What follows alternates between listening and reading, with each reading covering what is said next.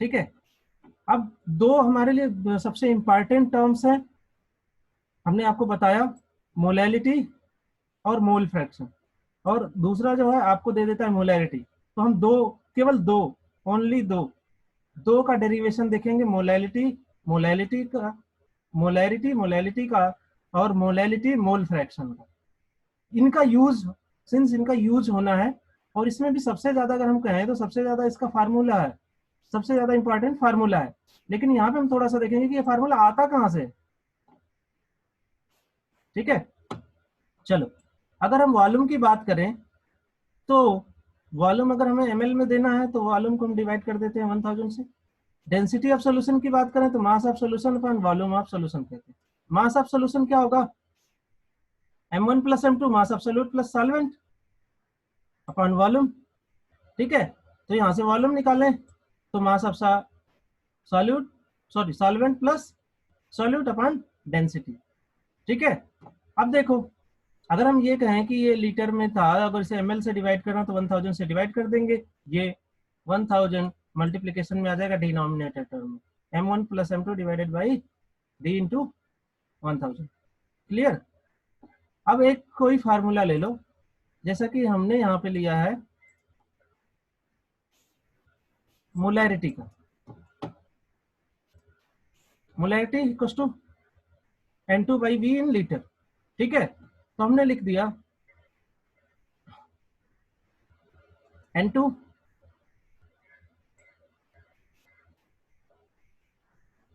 ठीक है, M1 V को लिख दे यहाँ से, वॉल्यूम को M1 प्लस M2 अब लिख D बाई D 200, सॉरी 1000।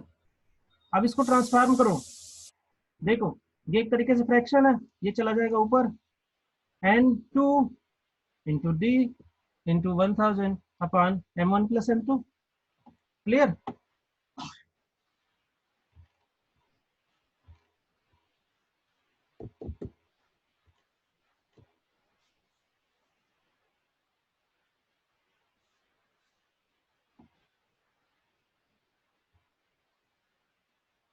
अब यहाँ से D को आप निकाल लो, सिंस अगर बैक फार्मूला अगर हम देखें, देख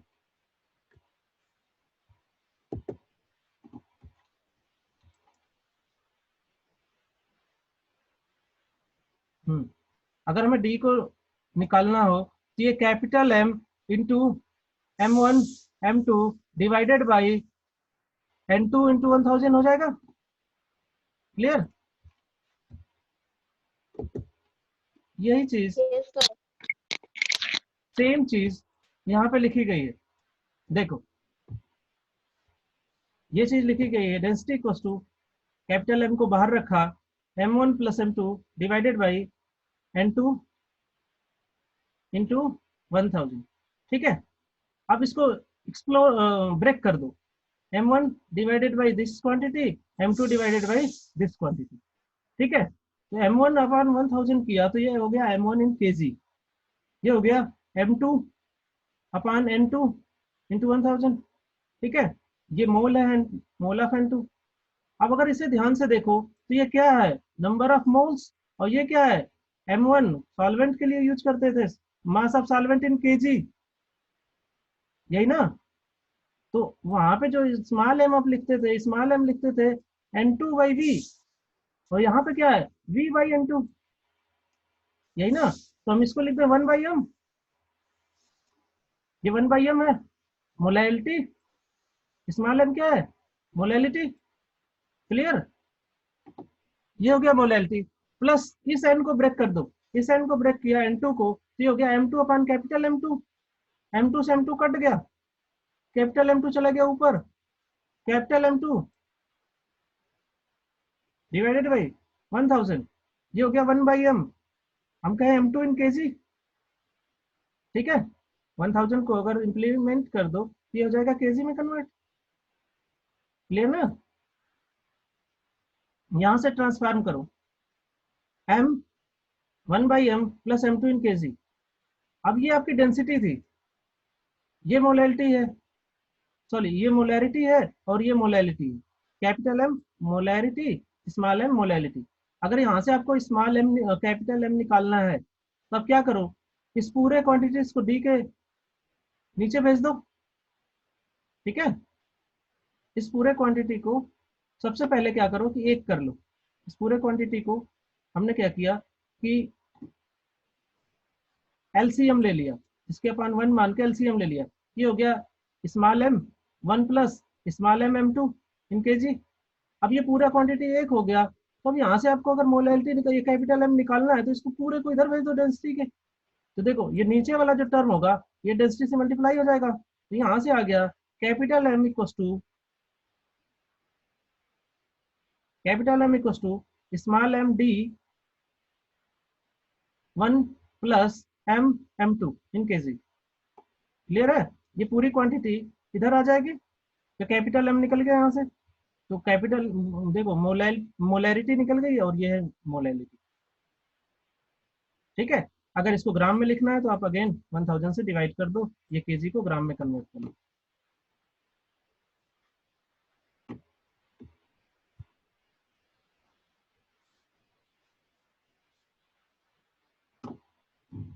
नेक्स्ट है कि अगर हमें मोलैलिटी निकालनी थी, मोलैलिटी स्मॉल एम, तो अब क्या करो, इस स्मॉल एम को मल्टीप्ली डिवीजन में है तो इधर साइड चेंज करा दो, यहाँ चला जाएगा मल्टीप्लीकेशन में एम डी। अब इस यूनिट को इसको यहाँ मल्टीप्लाई करो और इसको इसमें मल्टीप्लाई करो।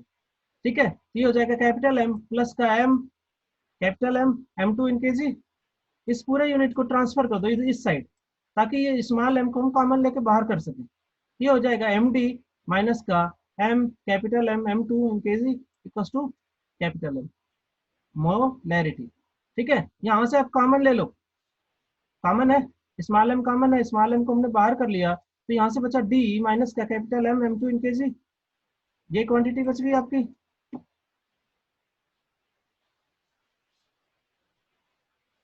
और जैसे ही ये क्वांटिटी बची, आप क्या करो, इस पूरे यूनिट को इसके नीचे ट्रांसफर कर दो, तो ये हो जाएगा M divided by D minus का M M 2 in K G. ये पूरी क्वांटिटी इसके नीचे चली जाएगी। अगर इसको ग्राम में लिखना है तो अगेन 1000 से डिवाइड कर दो, तो यहाँ से आपने मोलैलिटी निकाल लिया और दूसरा जो फार्मूला था वो आपने मोलैरिटी भी निकाल लिया। ठीक है, नेक्स्ट relationship is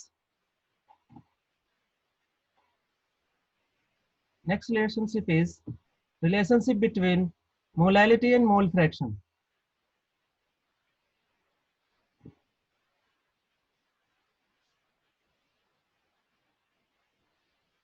क्लियर?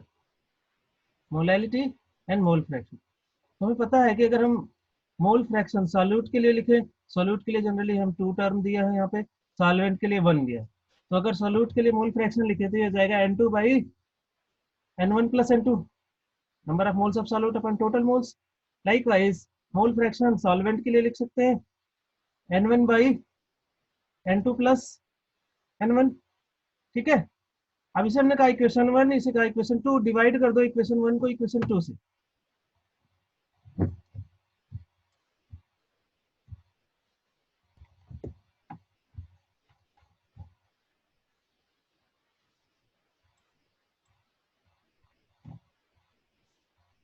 जैसे ही हमने इक्वेशन 1 को 2 से डिवाइड किया तो ये हो गया N2 by N1 plus N2, N1 by N2 plus N1।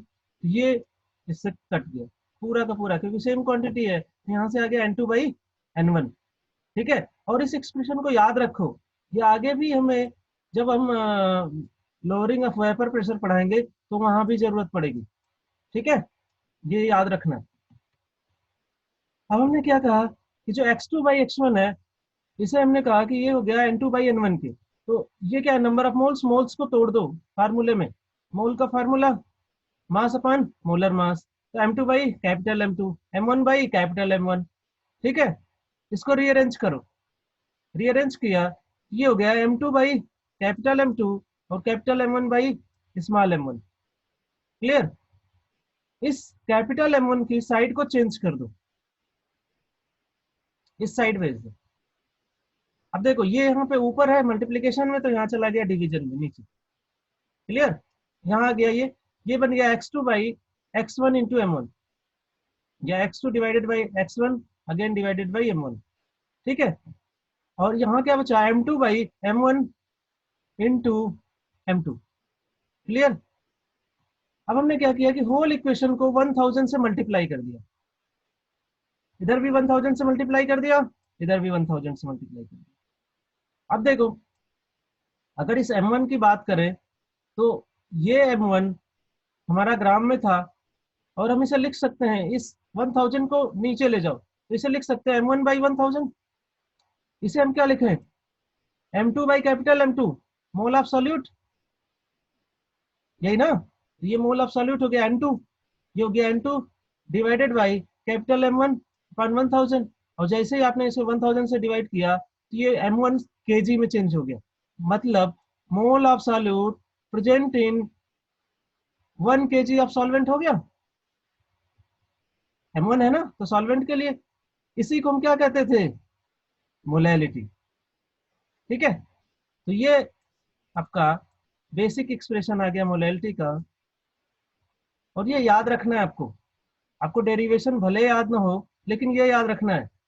तो molality equals to mole fraction of solute into 1000 divided by mole fraction of solvent into molar mass of solvent, ठीक है। अब सिंस हमें केवल इक्वेशन में mole of solute दिया होता है, तो हम उससे भी 1 माइनस करके निकाल सकते हैं।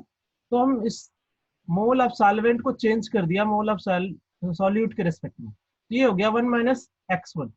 तो पूरा एक्सप्रेशन हो गया x2 divided by x2 divided by 1 minus x1 multiplied by 1000 and again divided by m1, clear.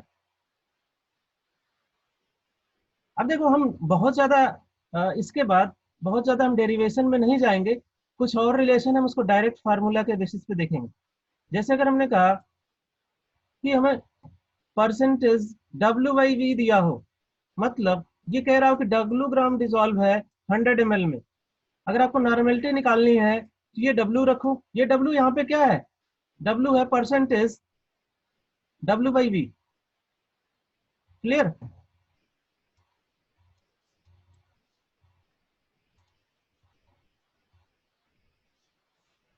तो ये हो जाएगा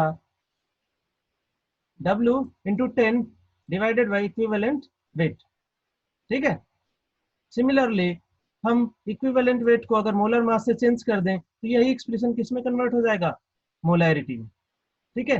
अगर इसे आपको निकालना भी है तो आप इसे निकाल सकते हो। W इक्वस टू आप निकालते हो mass of solute equals to NeV divided by 1000। ये नॉर्मेलिटी के फार्मूले में है, मैंने पढ़ाया है, एक बार बैक जाके देखना, ठीक है। अब यहाँ पे हमने डिफाइन कर दिया कि जो वॉल्यूम लेना है वो कितना लेना है, 100 ml ही लेना है, 100 ml में जितना मास हो। जैसे ही वॉल्यूम की वैल्यू हमने 100 रखी, ये 2 जीरो से नीचे के 2 जीरो कैंसिल आउट हो गए, तो यहाँ से बचा En/10, ठीक है। अब क्या करो, इस 10 को इधर मल्टीप्लाई करो, तो ये हो जाएगा W/10, इसी को इधर भेजो, ये हो जाएगा W इंटू 10/E, हुआ ना, W इंटू 10/E हो गया। तो सिमिलरली आप ये भी कर सकते हो, आप इसे भी निकाल सकते हो। तो सबसे ज्यादा आपको जो फोकस करना है वो ये करना है कि आप फार्मूले पे फोकस रखोगे।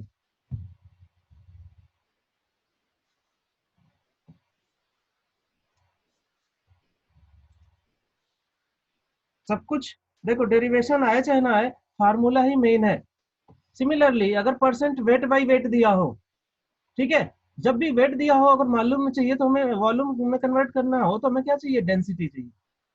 अब देखो, सेम इक्वेशन में हम केवल डेंसिटी से मल्टीप्लाई कर देंगे तो यहाँ पे नॉर्मेलिटी और मोलैरिटी आ जाएगा, क्लियर।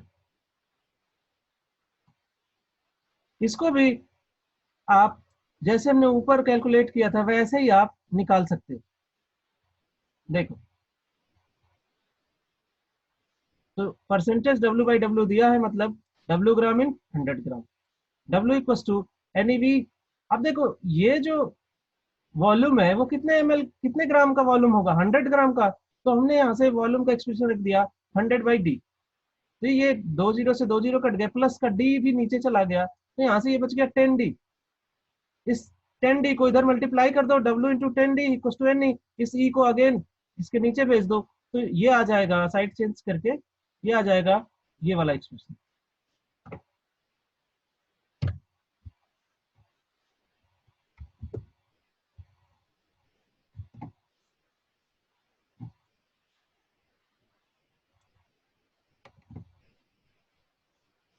लास्ट एक्सप्रेशन है हमारा कि अगर स्ट्रेंथ दिया हो, ग्राम पर ml इज गिवन, तो जो स्ट्रेंथ होती है वो होती है n इंटू ई और कैपिटल M इंटू M2। तो कैपिटल M क्या है, मोलैरिटी, M2 क्या है, मोलर मास ऑफ सॉल्यूट। ठीक है, तो इससे भी आप कैलकुलेट कर सकते हैं। ठीक है, तो ये सारे जो एक्सप्रेशन थे, जो रिलेशंस थे बेसिकली कंसंट्रेशन टर्म्स के, वो सारे के सारे आपको तब काम आएंगे जब आप क्वेश्चन सॉल्व करने जाओगे। ठीक है।